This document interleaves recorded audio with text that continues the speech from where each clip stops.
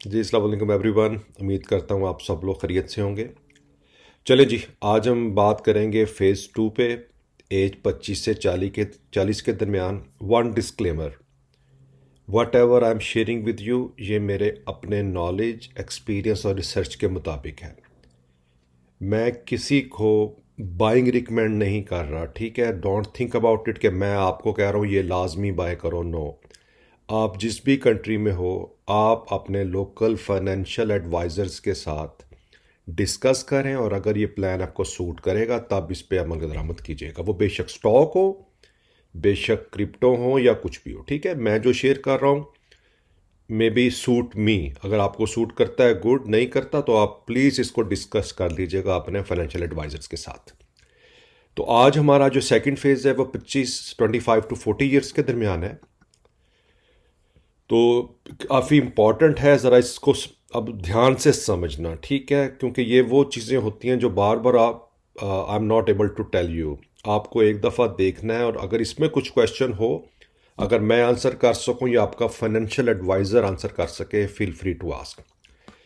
अब formula same ही होता है, ठीक है, जो मैंने पहले भी बताया था कि अपनी अपनी एज में से 100 में से अपनी एज माइनस कर लेनी है और जो आइडियल नंबर और जो आपका बाकी बचेगा वो आपका इन्वेस्टमेंट है। लेकिन जो महंगाई का हाल है या जिस तरह मुझे पता है कि लोगों की इनकम कम है, ये बुक्स में तो कई चीज़ें अच्छी लगती हैं थ्योरेटिकली, लेकिन रियलिटी में नहीं है। तो हम रियलिटी के अंदर थोड़ा सा इसको चेंज करके देख लेते हैं। अब इसमें जो आप अगर इस इनकम ब्रैकेट में हो, अभी तो आपने 18 से 25 में थोड़ा इन्जॉय कर लिया, ठीक है। अगर आप उस एज में हो, जस्ट जो मैंने पहला प्लान किया था उसमें करो और you will learn a lot. ये आप थोड़ी सी एज है, जस्ट लाइक आप मिडल एज में आप आ गए हो, तो इसमें अब आपको प्लानिंग करनी है थोड़ी सी लॉन्ग टर्म, क्योंकि 40 के बाद सिचुएशन थोड़ी डिफरेंट हो जाएगी। तो जब सिचुएशन डिफरेंट होगी तो हम फिर उसको डिफरेंट वे से जो है वो डील करेंगे। अब अगर आप इस एज ग्रुप में आते हो तो 50% तो आपने अपनी फिक्स एक्सपेंस में लगाना ही लगाना है। आप फिक्स एक्सपेंस के बाद हो चुकी है कि आपका रेंट है, आपके यूटिलिटी बिल्स हैं, आपकी ग्रॉसरी है, कुछ भी है, ठीक है। आप उसमें से बचा सकते हो, लेकिन मैं मान के चल रहा हूँ कि आप 50% वहीं पर लगाओगे। फिर आपकी 25% आप अपनी डिज़ायर पे लगाओगे, यानी कि आपने अगर बच्चों को या खुद से ईयर एंड पे कोई वकेशंस प्लान करनी है या कोई बर्थडे गिफ्ट देना है या आपने कोई मोटर बाइक लेनी है या गाड़ी लेनी है, जो भी है वो आप पैसा जोड़ के 25%, तो आप उसको उस वक्त उस लेवल पे यूज़ करना, उस चीज़ के लिए यूज़ करना। फिर आगे अगला 25% आप अपनी सेविंग और इन्वेस्टमेंट को प्लान करोगे, ठीक है। तो ये होगा, ये 50 25 25, ये अब आपका फार्मूला बन गया। तो अब आपने अर्ली 25 में तो 20% सेविंग इन्वेस्टमेंट में था, अब यहाँ 25 हो रहा है, ठीक है, ठीक है। मिनिमम बढ़ा सकते हो तो बढ़ा लेना। अब आता है कि इसमें इन्वेस्टमेंट प्लान क्या होगा। तो सेम थिंग, जो मेरे ऑलवेज आपके लिए टू प्री रेक्विजिट होते हैं कि आप, मैं मान के चल रहा हूँ कि आपके पास हेल्थ और लाइफ इंश्योरेंस है आपके पास, क्योंकि अब आप 25 से 40 में हैं। तो आपने किसी भी, अगर कोई इमरजेंसी सिचुएशन आ जाती है, आई डोंट वांट कि आप अपना पोर्टफोलियो स्टॉक्स वगैरह सेल करो, तो आप कम से कम अपने पास 6 मंथ का घर का जो भी आपका फिक्स इनकम वाला, ठीक है। तो यानी कि आप डिज़ायर को भी छोड़ दो, इन्वेस्टमेंट को भी छोड़ दो। अगर कोई इमरजेंसी आ जाती है, तो मान के चल रहा हूँ अगर आपका खर्चा महीने का फिक्स 15,000 है, तो आपके पास 90,000 होना चाहिए। जब तक कि आपकी इनकम नहीं बढ़ती, तो उस दौरान में ना तो आप अपनी स्टॉक्स वगैरह को सेल करेंगे, बल्कि जो आपके सेविंग अकाउंट में 6 मंथ का खर्चा पड़ा है, आप उसमें से अपने 6 मंथ को का प्रोसेस पूरा करेंगे और इस 6 मंथ में कोशिश करेंगे कि आप दोबारा अपने पाँव पे खड़े हो जाएं या दोबारा से जॉब वगैरह आपका हो जाए या जो भी सीन है, ठीक है। तो 6 मंथ एमरजेंसी फंड है। अब इसको सेविंग अकाउंट में इन्वेस्ट कर लो, लेकिन ये वो पैसा होना चाहिए जो इमीडिएट आपके लिए अवेलेबल हो। स्टॉक्स, अपने पोर्टफोलियो को टच नहीं करना, ठीक है। अब जब इसमें आना है आपने, क्योंकि पाकिस्तान और ऐसे अदर सिस्टम, इंडिया में तो ये नहीं है, उनका तो पीएफए चल रहा है। पेंशन जो है वो बहुत इशू बन रहा है, अगर तो आप गवर्नमेंट सेक्टर में नहीं हो और मेजोरिटी नहीं भी है, तो आपको भैया अपनी पेंशन खुद ही प्लान करनी पड़ेगी, ठीक है। तो पहले मुझे इसका आइडिया नहीं था, लेकिन जब मैंने फर्दर रिसर्च की तो देखा मैंने कि जितने मेजॉरिटी लोग जो प्राइवेट सेक्टर्स में जॉब कर रहे हैं, कुछ लोगों ने मुझसे कांटेक्ट भी किया, सारी उम्र काम की पर they could not make it. और मुझे दुख हुआ कईयों को देख के कि उन्होंने अपनी सारी सेविंग अपने बच्चों पे लगा दी, और एंड पे जब रिटायर हुए तो उन बच्चों ने उनको साथ वो किया कि आई कैंट से हियर, बस ये है कि रब हदायत दे सबको। तो आप बहरहाल प्लान करें, आप 20% पेंशन फंड के अंदर इन्वेस्ट कर लें। मैंने ऑलरेडी प्रीवियस वीडियो में बताया डिफरेंट पेंशन फंड हैं, लेकिन जो भी पेंशन फंड में आप इन्वेस्ट करें, अब 60 साल की एज तक, ये 25 से आप स्टार्ट कर रहे हैं, ठीक है, या इस जिस भी एज में है 25 से 40 के दरमियान में, अब जिस एज में इसको स्टार्ट कर लें, 20% ऑफ योर इन्वेस्टमेंट इनकम। अब 20% वो है कि फ़र्ज़ करें कि अगर आपने इसमें जो आधा रखा हुआ है 7,500 में, उसके मुताबिक ही कह रहा हूँ, 7,500 का 20%, तो आप 7,500 मान के चलें। ये मस्ट नहीं है, ये एक रफ नंबर है। आपकी जो भी सैलरी आप काइंडली उसी लिहाज से एडजस्ट कर लेना इसको। 20% पेंशन फंड में, म्यूचुअल फंड आपने 35% लेने हैं। कौन से लेने हैं मैं आपको सजेस्ट करूंगा जो मेरे मुताबिक हैं, बाकी आप अपने फाइनेंशियल एडवाइजर से डिस्कस कर लीजिएगा। डोमेस्टिक स्टॉक्स प्लस ईटीएफ, आप पीएसएक्स में अगर इन्वेस्ट करना है तो 15%। और अब अगर आप इन्वेस्टमेंट कर सकते हैं इंटरनेशनल स्टॉक्स में, तो मेरी वहाँ रिकमेंडेशन होगी 15% वहाँ भी डालें। अगर इंटरनेशनल की ऑप्शन नहीं है, सर्वा के थ्रू आप नहीं ऑपरेट कर पा रहे, तो फिर आप अपने एडजस्टमेंट कर लीजिएगा कि 5% से बढ़ा के म्यूचुअल फंड को 40 कर दीजिएगा, और यहाँ पर आप अपने डोमेस्टिक को 25 कर दीजिएगा, यानी इस 15 को आप ख़त्म कर देना अगर आप नहीं कर पाएंगे। अगर आप कर पाएँ तो ग्रेट। फिर गोल्ड सिल्वर इन दोनों में आपने बाइंग करनी है। इनके जो भी ऑप्शंस हैं मैंने लास्ट टाइम भी बताया था आपको पिछले में, तो उसको देख लीजिएगा एज इट इज़। और क्रिप्टो को आप अपने यहाँ 5% करना है, क्योंकि क्रिप्टो जो ऐसा एसेट है जो फ़िलहाल रिस्की माना जाता है, बहुत अच्छी रिटर्न भी देता है और सब कुछ ले भी जाता है, तो आपने सेफ खेलना है। 5% पोर्टफोलियो ऊपर नीचे हो भी जाएगा तो कोई क़यामत नहीं आएगी, इंस्टेंट के क्रिप्टो ज़ीरो हो जाए तो वो अलहदा बात है, वो तो हो नहीं सकता। तो 5% मान के ये चलते हैं। तो ये मेरी आपको रिकमेंडेशन है। तो ये हो गया ऑलमोस्ट 55, 85, 95 और 100, ठीक है। अब पेंशन फंड हो गया। म्यूचुअल फंड में एक्चुअली हमारे यूएसए में तो 3 तरह का ऑप्शन चलती है, इवन इंडिया में भी और कई और कंट्रीज़ में, कि large cap, mid cap, small cap. मैं एक एग्जांपल दे रहा हूँ, नॉट एग्जैक्ट लाइक दैट, मिसाल देता हूँ कि लार्ज कैप बोला जाता है कि टॉप 50, टॉप 100, टॉप 500 कंपनीज हो जाती है, या उनका वैल्यू भी देखी जाती है, उनका कंपनी का साइज़ भी देखा जाता है। जैसे इंडिया में निफ्टी 50 है, ठीक है। और इस तरह मैं पाकिस्तान में मान के चलता हूँ शायद KSE 30 जो है मे बी वो इस कैटेगरी में आती है। पर आपको पता लग गया जो साइज़ होता है कंपनी वाइज, और उसका जैसे एप्पल है, माइक्रोसॉफ्ट है और नवीडिया है, ये ट्रिलियंस डॉलर्स कंपनीज में आती हैं, तो उनको हम लार्ज कैप में मानते हैं। फिर उसके नीचे यानी कि अगर सपोज टॉप 50 के बाद जो सेकंड कैटेगरी आएगी, मैं उसको 51 से स्टार्ट कर लेता हूँ, वो 51 से 150 जा सकती हैं, 250 जा सकती हैं, जो भी रेशो होगी, तो वो एक मिड कैप भी होता है। और फिर स्मॉल लेवल की जो होती हैं, जो लीस्ट पे जाती हैं, वो फिर स्मॉल कैप में आ जाती हैं। जैसे यूएसए के अंदर तो यानी कि मिड कैप की कंपनियां को 2000 के करीब भी हैं, 2500 भी, जैसे रसल 2000 है उसके अंदर 2000 कंपनीज जी हैं। तो I am sure same with thing with that. तो ये एक आइडिया है, मे बी ये पाकिस्तान में एज इट इज़ एप्लीकेबल नहीं होता, लेकिन इंटरनेशनल लेवल पे यह चलता है। तो you always think about it कि जो मैंने म्यूचुअल फंड्स लेने हैं, मैं एटलीस्ट तीन लेके ही चलूँगा, यानी कि large cap mutual fund, mid cap और स्मॉल कैप, ठीक है। आप पाकिस्तान में कंसिडर कर लें, आपके पास KSE 100 है, उसका म्यूचुअल फंड जो होंगे, और फिर KSE 30 है, उसका म्यूचुअल फंड जो होंगे, और वो आप इस कैटेगरी में ले सकते हैं, ठीक है। तो आई एम श्योर ये पॉइंट आपको यू गॉट इट। फर्दर आप ये है कि हर बैंक्स जो भी म्यूचुअल फंड सेल करता है, आप उन बैंक्स में विजिट कर सकते हैं और बता सकते हैं कि जी आप, अगर मैं इस सेंस में आता हूँ कि मुझे लार्ज, मिड और स्मॉल में इन्वेस्ट करना है म्यूचुअल फंड्स में, तो आप मुझे क्या रिकमेंड करते हैं। तो आई एम श्योर वो आपके लोकल के मुताबिक आपको सजेस्ट कर देंगे।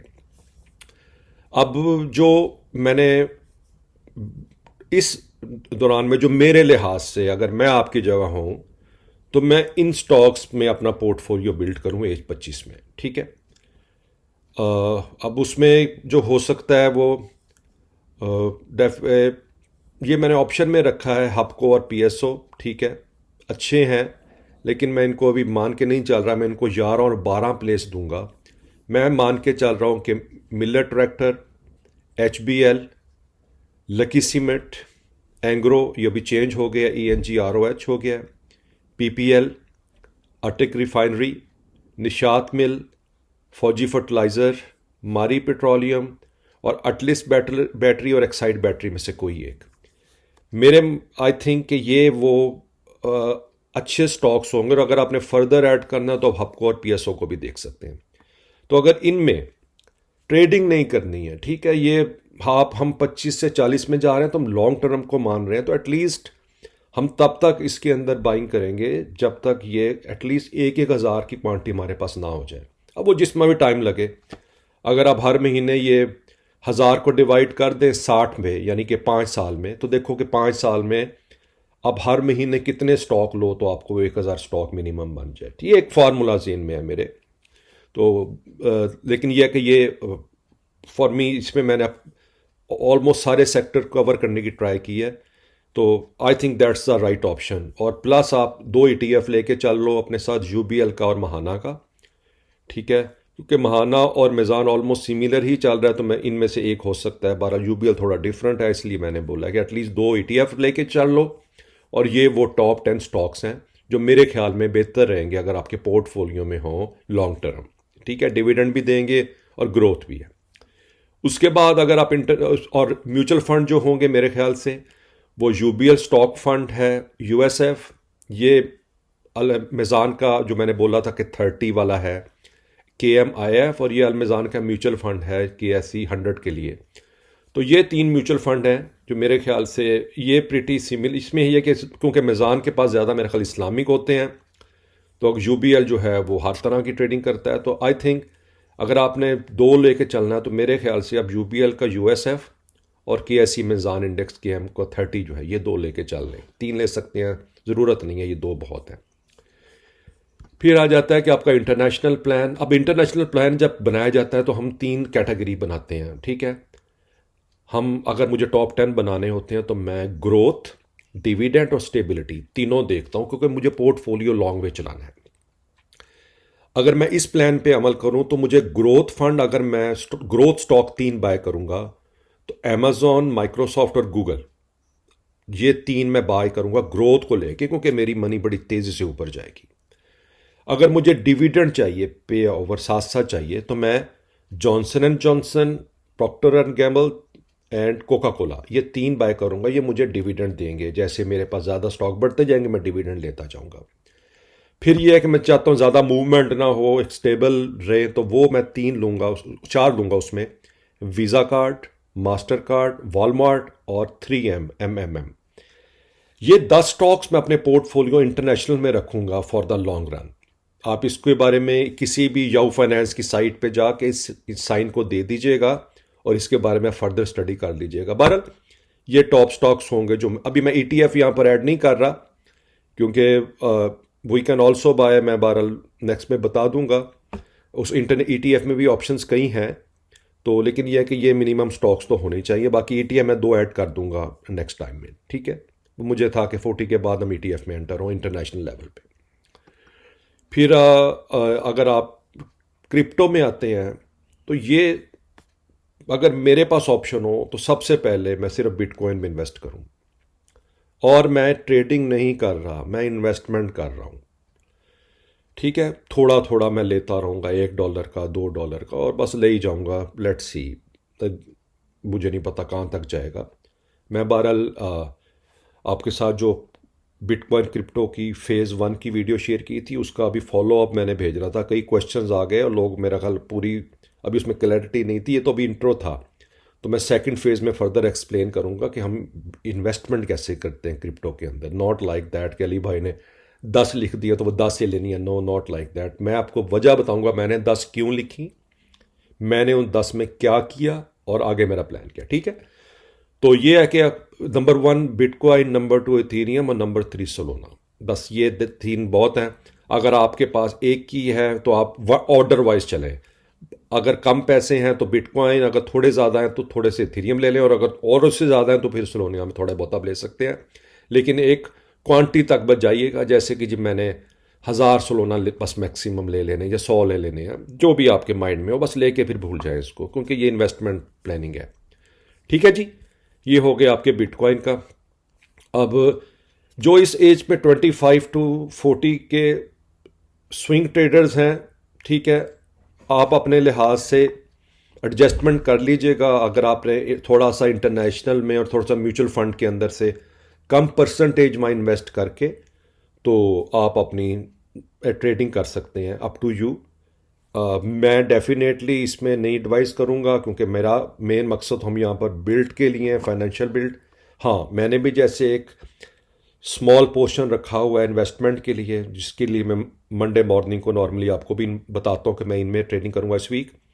तो आप भी एक स्मॉल पोर्शन रख के कर सकते हैं। मेरी वीडियो को फॉलो करना आपकी मर्ज़ी है, अगर वरना आप किसी भी ब्रोकर सब ब्रोकर का, आई मीन हज़ारों बैठे हुए हैं यहाँ पर इस वक्त अपनी ट्रेडिंग कॉल्स दे रहे हैं, तो आप किसी भी ब्रोकर के पास जो है वो उनका व्हाट्सएप ज्वाइन करके तो आप उनकी कॉल पे भी फॉलो अप कर सकते हैं। ठीक है, तो ये है डे ट्रेडिंग वॉल्यूम के लिए। अब कुछ आपके क्वेश्चंस हैं जी। थैंक यू अली भाई, it's a very informative video. आप प्लीज़ इंटरनेशनल ईटीएफ के बारे में भी वीडियो बनाएं और अपनी वीकली इंटरनेशनल ट्रेड भी शेयर किया करें, ताकि हमें भी आइडिया हो जाए। यार मैंने की थी लास्ट टाइम भी, और इंशाल्लाह ताला आगे भी जो मेरी अब मंडे की वीडियो होगी, जो मेरी PSX की कॉल होंगी, जो मैं सोचूंगा कि मैंने ट्रेड करूं और इंटरनेशनल में आपके साथ शेयर करूंगा। हाँ, इंटरनेशनल ETF को मैंने अभी ऐड नहीं किया, वो मैंने बेसिकली 40 ईयर्स और अबव के लिए रखी हुई है, क्योंकि वो थोड़ी सी स्लो मूव करती है। तो वो मेरी नेक्स्ट जो हमारी 40 ईयर्स और ऊपर वाले इन्वेस्टर्स हैं उनके लिए जो मैं ETF सजेस्ट करूंगा इंटरनेशनल, आप उसमें देख लीजिएगा। ठीक है, thank you very much.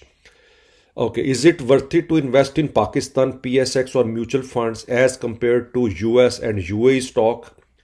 As someone living in US or GCC countries, as Pakistani rupees depreciate almost on monthly basis, does PSX or mutual funds will beat inflation?